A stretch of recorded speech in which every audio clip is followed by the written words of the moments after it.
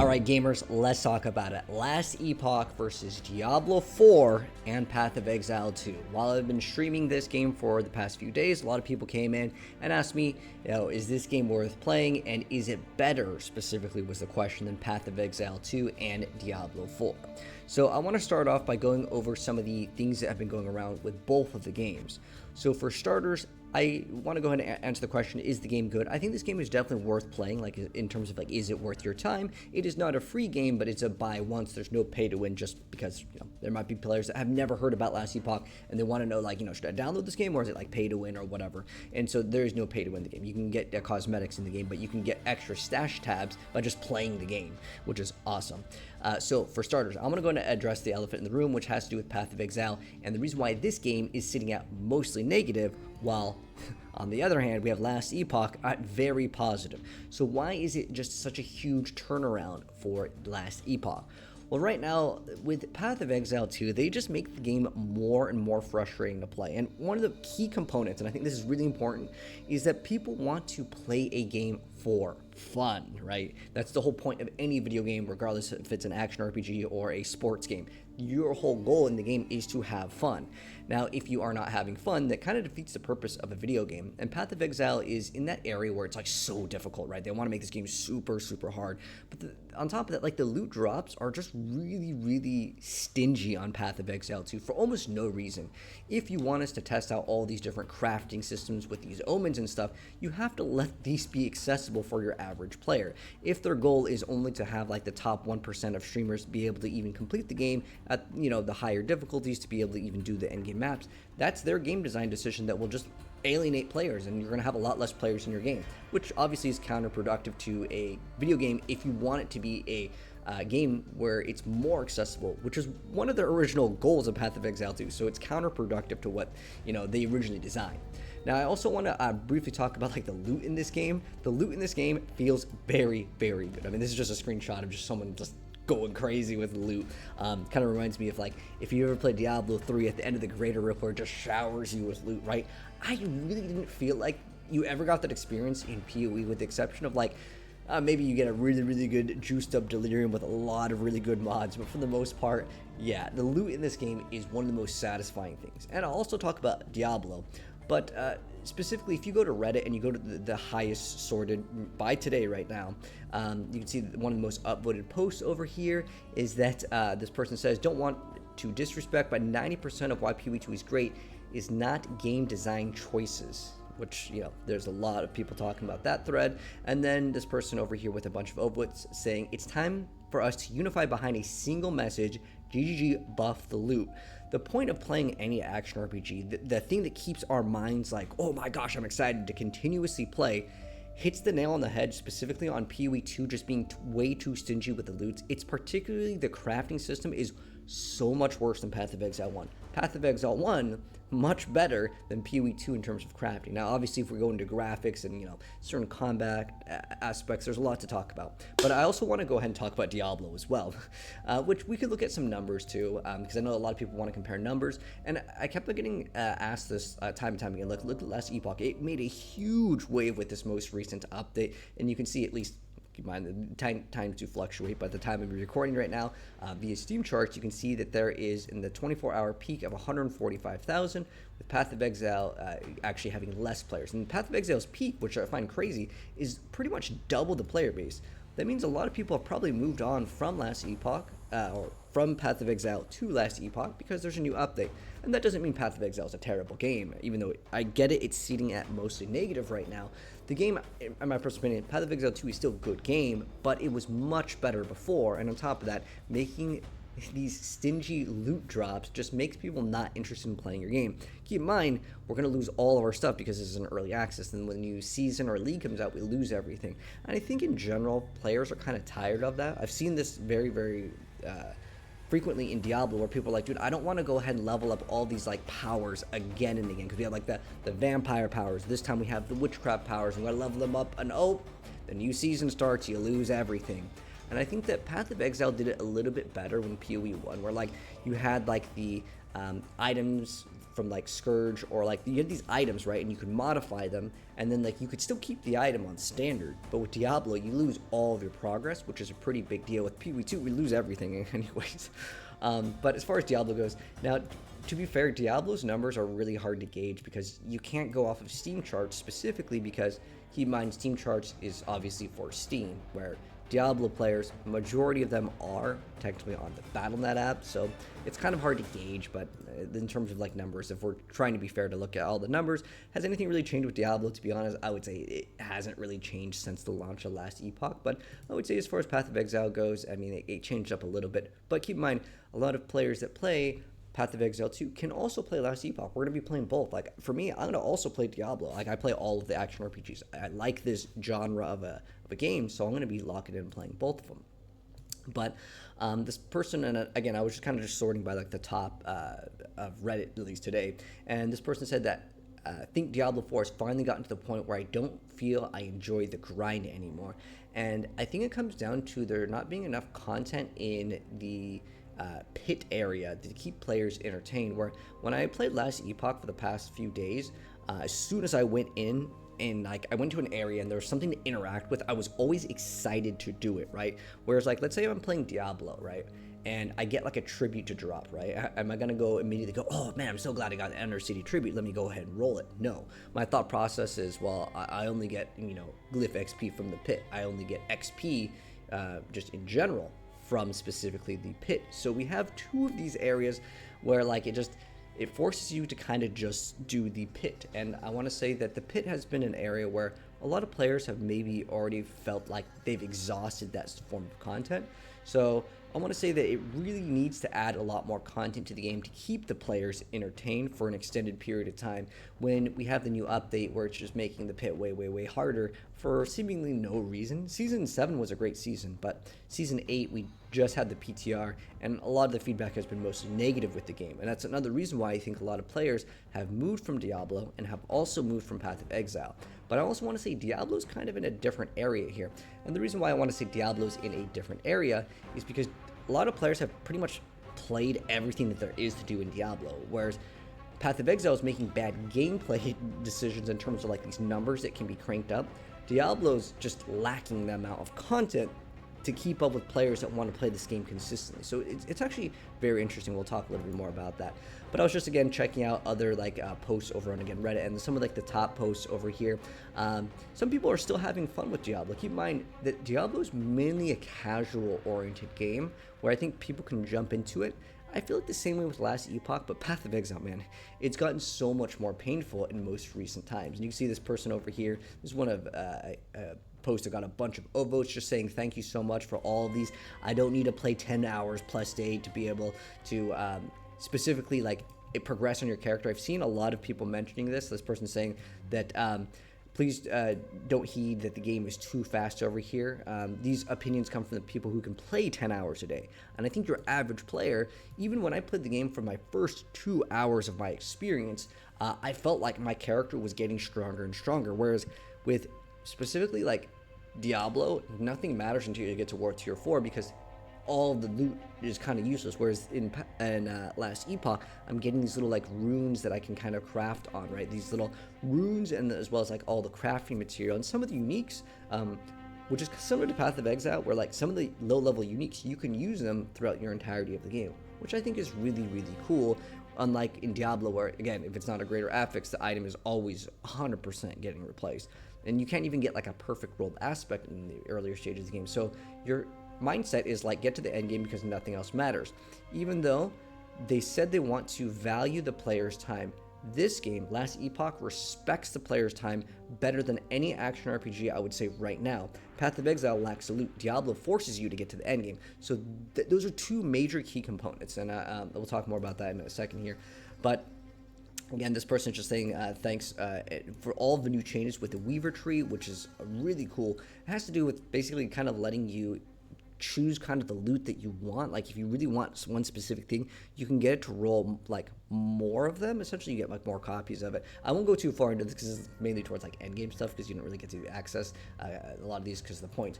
But Last Epoch is doing really well right now. So let's go ahead and kind of go over the main key components. But there's one thing here that actually is a really big con of the game.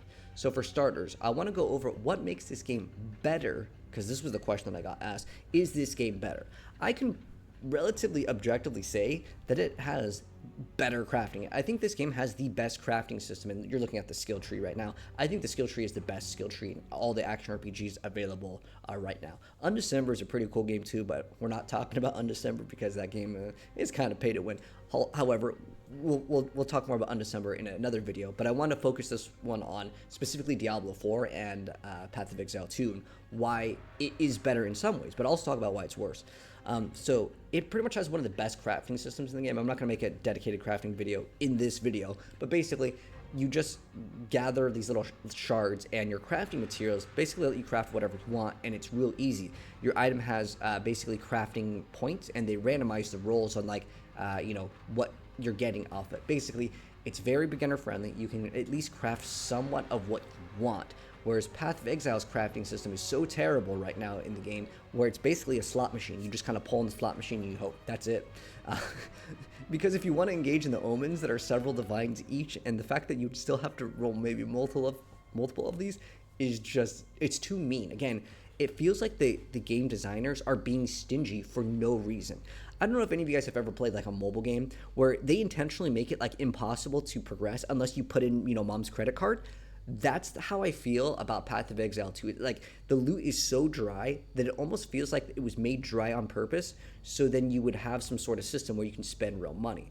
And even though I get that Path of Exile is not pay to win, but that's how the game feels. It feels so dry to the point where you can complete the campaign and you're still running like relatively trash gear. And I think that that's very sad, and it's just a number that they can crank up. And they've been looking at the feedback, and they've been changing up the game quite a bit, but I still think that the loot really needs to be looked at, especially nowadays with modern gaming, making it so people just want to play more than one game. People don't want to have a game be like a second job. A lot of people just want to come home from work, play 2-3 hours of a video game, and that's the time that they can spend, man. You shouldn't be making this game around streamers, and I've always felt this way, because as a Diablo partner, I always try to give Blizzard feedback, not from what like I want as someone that can grind the game 10 hours a day or 30 hours a day, but looking at it from the viewpoint of what's the most fun for everyone as a game, not just the streamers and the people that, again, have that amount of time to spend. But as far as crafting goes, this is accessible. Path of Exile crafting is not accessible by a majority of the player base. And what I mean by accessible is, like, do you really think you're going to get a best in slot? No. You're probably just going to go to the trade website and get an item over there, right? I think that this has the best loot drops with the filter. I'll be honest, Diablo's loot drops are pretty generous too, but I really felt like last Epoch's feels pretty good because of the loot filter. That's one area that Diablo really lacks. Obviously, I already talked about Path of Exile, just lacking drops in general. But specifically for comparing to Diablo, Diablo's drops don't get good until, specifically, unless you can get a GA, all the items are garbage. But Diablo, for some reason, still just like, no, we don't want loot filter. I think this is a basic, like, section of a game. Like, you really need a loot filter in an action RPG in 2025. I think it has one of the best skill tree systems in any action RPG. Again, every single skill has its own skill tree. That's what makes this game very unique. It's kind of one of the bigger selling points of the game. And I want to say that this is a kind of an interesting point, but I do definitely feel like this game feels the most fair out of action RPGs. If you've if you see like this giant thing on the floor, you just don't step in it. Which, I mean, you could say the same thing with Path of Exile, but honestly, with the amount of visual clutter that exists in that game, just feels really bad sometimes. And like the sluggish of like how things interact in the game, which like, I don't get this in action RPGs. This should just be a straight up like an automatic like floor that people do when they make action RPGs. When I kill a monster, it doesn't need to explode and then do AoE puddles on the ground. Path of Exile just loves this. Like, oh, you killed a monster. All right, this thing's going to be a homing missile, and it's going to follow you, and then it like sits there for a second, and then it explodes, and then there's a degen on the ground. It's just like, back when the Arch Nemesis first came out, whoever designed the cold damage over time to be, I'm not even kidding, it was originally designed for 40 seconds. So if you kill a monster and it drops a legendary or a unique on the ground, and then you have to wait 40 seconds before picking it up, that person just doesn't understand like the fundamentals of like what is a action RPG. Also, another thing that's like a random complaint here, that like it's like a basic level of understanding how action RPGs should function. Doors, delete amount of action RPGs in the late game. like again, any sort of like degen puddle, or like things that like linger after you kill a monster and it drops an item. It's just mind-boggling to me of like basic core concepts of an action RPG. Anyways, this game feels the most fair out of like these little like things. There were some of these things with Diablo 3, but Diablo 3 was very fair. It was very like visually like there, but I still think in general like these things should be deleted. But again, the game feels the most fair. There are some times where if you're playing an evade-based build, just like, you know, in PoE, you start taking big chunks of damage, but because you can invest into different skills, like my little like dash right here, it does refill our HP, so it's quite nice. But I would say out of all the action RPGs, it feels the most fair without being too easy, because Diablo 4 is in the state where like I've played so many thousands of hours in the game, it feels too easy, whereas this game, it feels very fair. Another thing I want to mention is this constant dopamine of the game. Is like I'm constantly doing something. It's like, oh, there's a shrine. The shrines are super OP and busted in this game, but there's constantly something to do. Like there's an exiled mage, you can drop an item that can roll stats. There's like these little like things that you can juice up that will guarantee like 4 items, or you can juice them up even higher. Like there's just constant dopamine coming into this game, and like there's like these little like lizards that are basically treasure goblins. I mean, a lot of these stuff is copied from other action RPGs. They had like the spirits in PoE, but like there's just like constant things going on to keep my like brain going. Oh man, it's keeping the hamster on the wheel is probably the best point over here. I'm getting constant dopamine from this game, and then also like the SSF friendly is really nice in the game, because Diablo is way better with a party, without a doubt. Now, what's interesting is they're changing this in Season 8, at least from the PTR, where like you cannot share your loot anymore as far as like putting in the materials. But I like that it's SSF friendly, and there's like other ways that you can acquire items. I think it's great.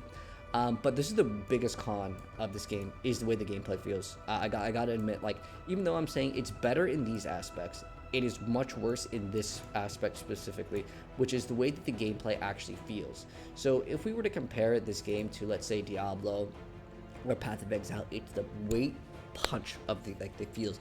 If you guys have ever played Titan Quest, like it's the exact same problem that Titan Quest 2 has in the demo, where like it doesn't feel that great. And like also like I'll be straight up with you guys, the graphics of this game look like it's made several years ago. But for me personally, that doesn't matter that much. There are areas that do look pretty impressive, but overall, the way that the game feels, like where Path of Exile feels like a next-gen game, Diablo 4 feels like another AAA game.